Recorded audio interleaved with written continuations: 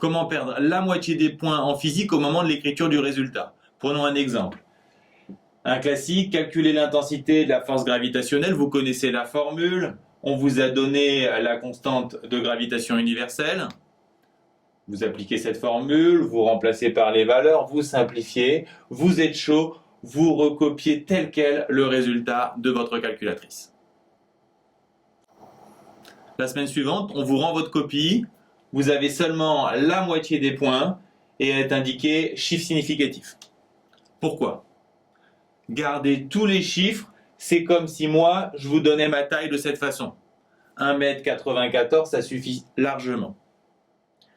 Vous savez maintenant qu'en physique, il faut garder le nombre de chiffres significatifs du paramètre le moins précis. On regarde les paramètres G, on a 3 chiffres significatifs.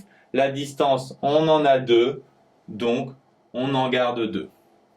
On va donc trouver 7,4 newtons ici.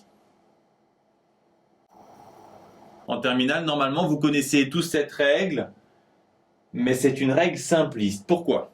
Prenons un exemple à nouveau. Calculer le poids d'un steak. Le poids, attention, c'est pas la masse. Le poids, c'est P égale mg. Donc il faut G. On prend pour G 2 chiffres significatifs. On applique la formule. On tape à la calculatrice. On va garder 2 chiffres significatifs. Donc on aura 1,2.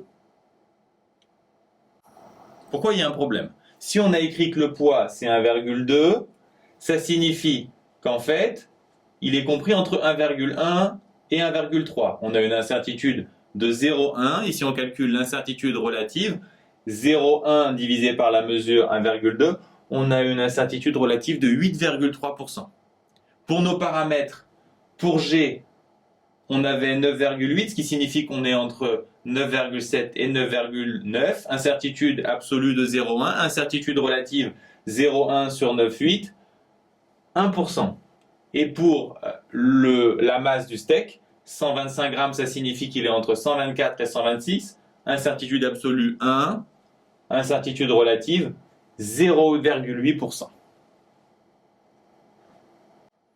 Donc en résumé, vous aviez une précision dans les paramètres qui était de l'ordre de 1%. Et maintenant, vous avez une précision de votre résultat qui est de l'ordre de 10%. Donc vous avez multiplié par 10 artificiellement sans raison votre incertitude. Pour corriger ça, il suffit de rajouter un chiffre significatif. Maintenant, est-ce que c'est grave d'appliquer systématiquement cette règle? Non, parce que la plupart des professeurs de physique de lycée le font aussi. Donc, vous pouvez y aller. Normalement, vous ne serez pas sanctionné. En lycée, quand on veut être plus précis, on utilise la notation présentée dans la vidéo précédente. La mesure plus ou moins l'incertitude absolue. Un exemple, vous avez mesuré un volume de 122 ml avec une incertitude de 1,6 ml. Ça se notera 122 plus ou moins 1,6 ml, ce qui signifie qu'on a un encadrement à l'intérieur duquel on est presque sûr que se trouve le véritable volume. Il doit se trouver de façon quasi certaine entre 120,4 et 123,6 ml.